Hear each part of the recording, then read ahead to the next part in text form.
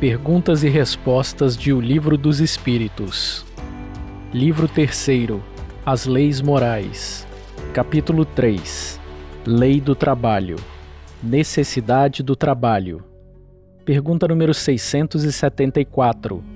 A necessidade do trabalho é uma lei da natureza?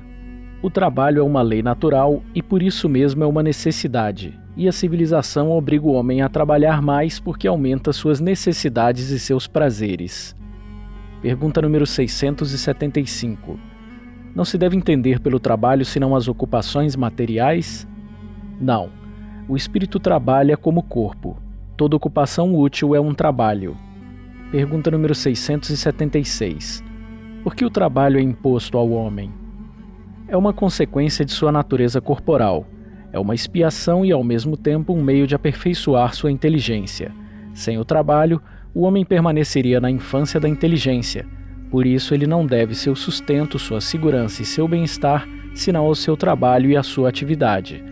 Aquele que é muito fraco de corpo, Deus deu a inteligência para isso suprir, mas é sempre um trabalho. Pergunta número 677. Por que a própria natureza provê todas as necessidades dos animais? Tudo trabalha na natureza.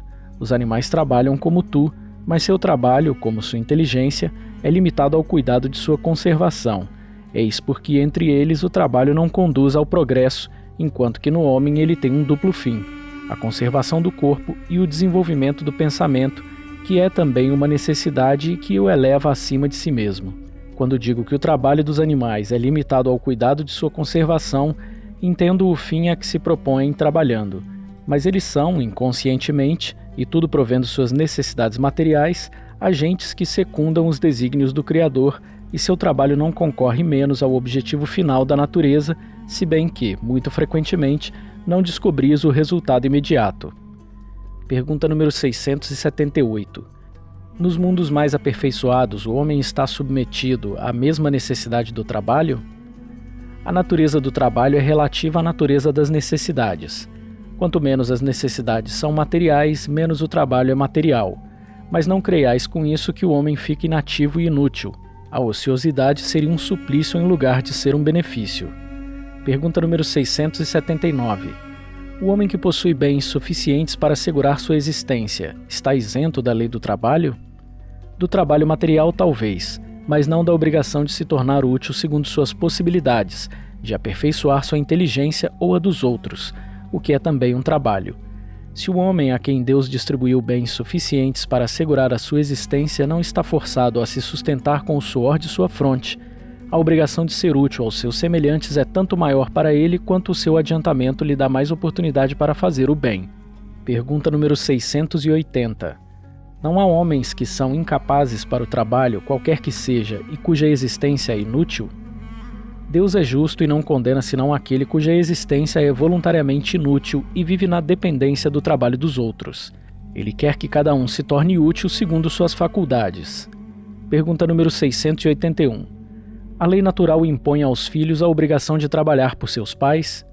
Certamente, como os pais devem trabalhar por seus filhos, e é por isso que Deus fez do amor filial e do amor paternal um sentimento natural, a fim de que, por essa afeição recíproca, os membros de uma mesma família fossem levados a se entreajudarem mutuamente, o que é muito frequentemente desconhecido na vossa sociedade atual.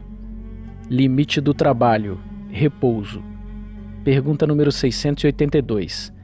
O repouso depois do trabalho, sendo uma necessidade, não é uma lei natural? Sem dúvida, o repouso serve para reparar as forças do corpo e é também necessário a fim de deixar um pouco mais de liberdade à inteligência, para elevar-se acima da matéria. Pergunta número 683. Qual é o limite do trabalho? O limite das forças. De resto, Deus deixa o homem livre. Pergunta número 684. Que pensar daqueles que abusam de sua autoridade para impor aos seus inferiores um excesso de trabalho? É uma das piores ações. Todo homem que tem o poder de comandar é responsável pelo excesso de trabalho que impõe aos seus subalternos porque ele transgride a lei de Deus. Pergunta número 685. O homem tem direito ao repouso em sua velhice? Sim, ele não está obrigado senão segundo suas forças. Mas que recurso tem o velho necessitado de trabalhar para viver e que não o pode? O forte deve trabalhar pelo fraco. Na falta da família, a sociedade deve tomar-lhe o lugar. É a lei da caridade. Não é tudo dizer ao homem que ele deve trabalhar. É preciso ainda que aquele que espera a sua existência do seu labor encontre em que se ocupar. E é o que nem sempre ocorre. Quando a suspensão do trabalho se generaliza, toma as proporções de um flagelo como a miséria. A ciência econômica procura o remédio no equilíbrio entre a produção e o consumo. Mas esse equilíbrio, supondo-se que seja possível, terá sempre intermitências e durante esses intervalos o trabalhador não deve viver menos.